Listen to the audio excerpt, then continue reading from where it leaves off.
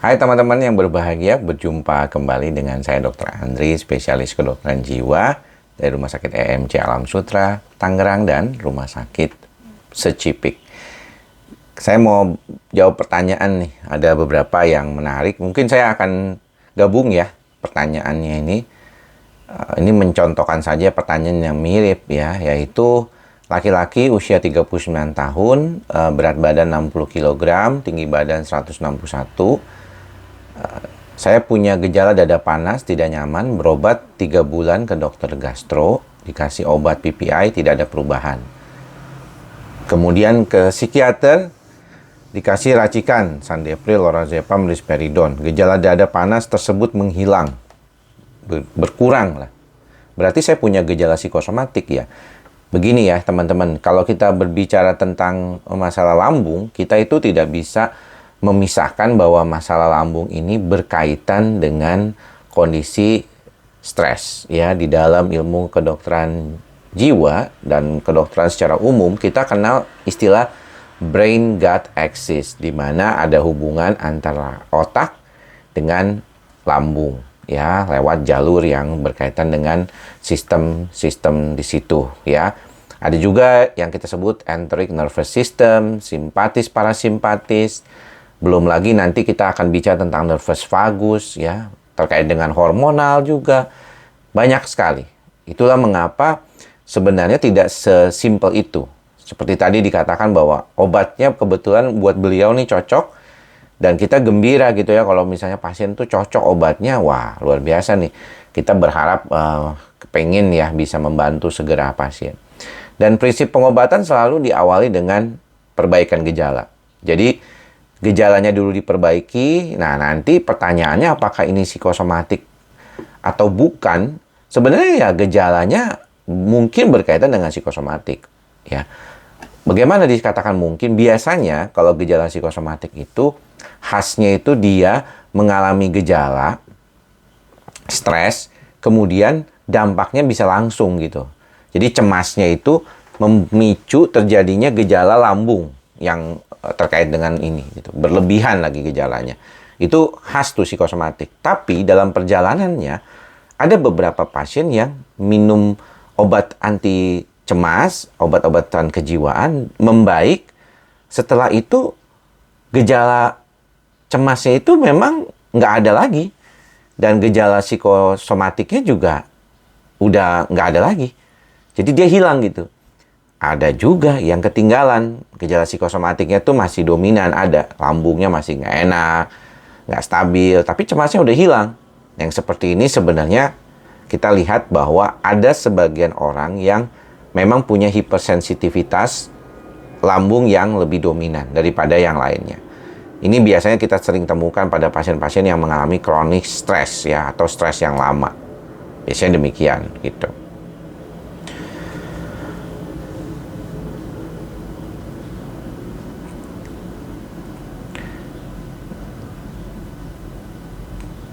Saya mau dulu masuk masa jauh lebih baik.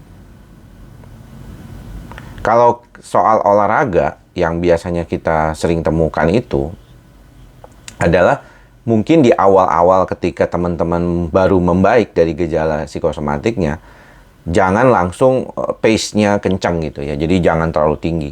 Pelan-pelan dulu aja, teman-teman bisa bantu dengan jalan kaki dulu, naik sampai 95, 100, 110, dikit aja.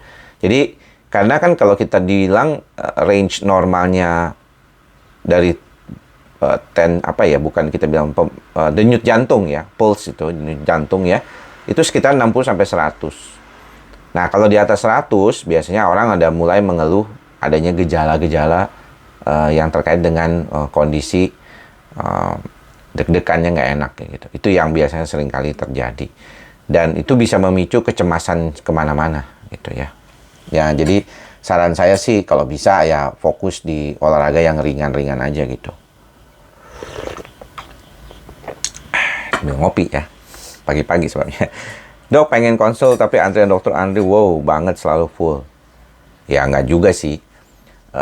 Sebenarnya dengan sistem saat ini di Rumah Sakit EMC Alam Sutera, perjanjian 15, lewat telepon, itu telepon ke 1500789 bisa dapet gitu ya. Tapi ya tidak bisa misalnya mau hari ini konsul langsung perjanjian, ya nggak bisa. Biasanya tuh minimal sekali ya 2 hari sebelumnya. Nah, kalau 2 hari sebelumnya biasanya tuh masih ada kuota. Tapi kalau hari H ya nggak bisa. Rata-rata dokter yang sudah pengalaman, yang sudah lebih dari 10 tahun berpraktek dan juga pasiennya dibatasi seperti saya, ya biasanya memang di hari H pasti sudah penuh. Ya, tapi bisa kalau mau datang mencoba peruntungan dengan sistem walk-in. Jadi datang langsung ke rumah sakit, itu di jam 7 pagi saat pendaftaran. Boleh coba lihat, biasanya sih ada beberapa teman yang nggak tahu kalau ada sistem perjanjian tuh bisa demikian gitu.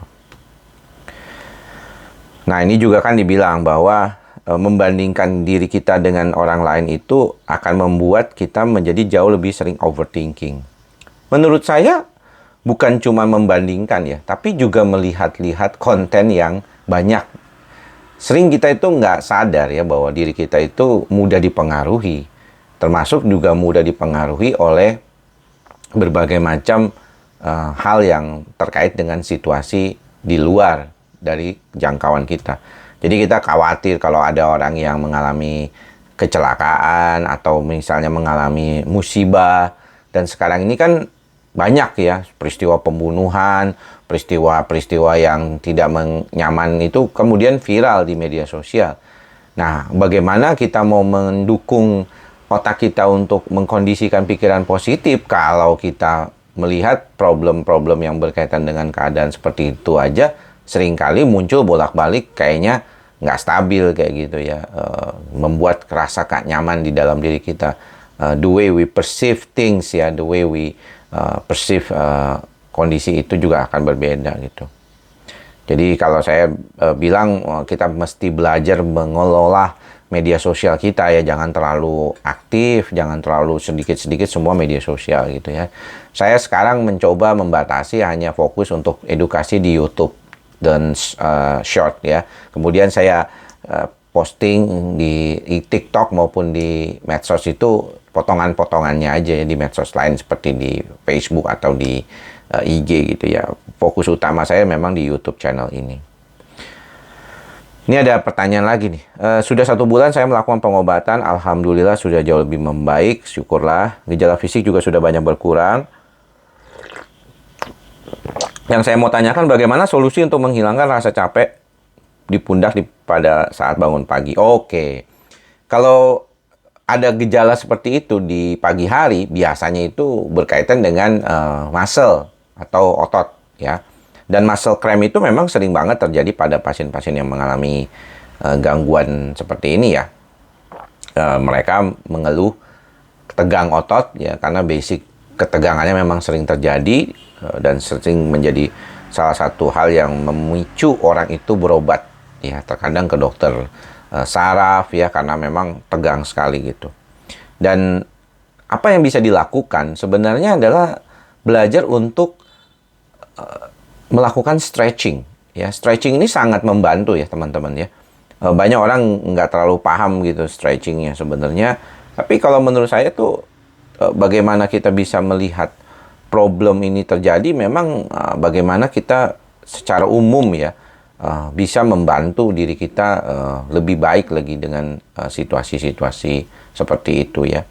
Problemnya kan kadang-kadang nggak tahu nih, nggak jelas gitu. Saya sebenarnya tuh kenapa sih gitu kan? Apakah memang problem saya ini gara-gara kaku, misalnya ada kesleo gitu ya, atau memang karena tegang? Tapi saya kira memang kebanyakan sih gara-gara tegang ya. Jadi tegang itu yang bikin menjadi problem gitu.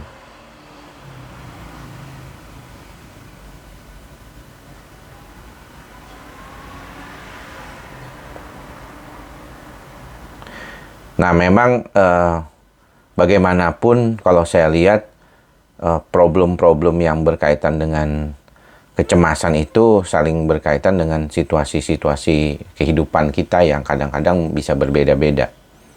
Dan the way bagaimana cara kita mengelolanya juga sangat berhubungan dengan kondisi seperti itu. Jadi buat teman-teman yang masih semangat ya untuk membantu diri teman-teman lebih baik, cari cara yang bisa membuat teman-teman itu pertama lebih rileks saja dulu. Itu dulu dah pesan saya, ya.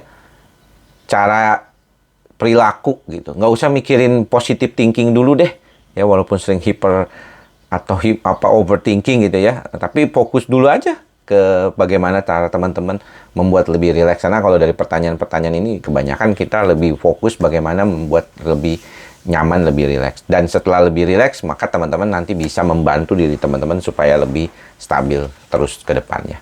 Mudah-mudahan sedikit pertanyaan yang tadi terjawab sudah bisa membuat lebih nyaman. Nanti kita akan bahas lagi pertanyaan-pertanyaan selanjutnya. Mudah-mudahan bisa setiap hari di pagi hari. Thank you semuanya. Salam sehat jiwa. Bye-bye.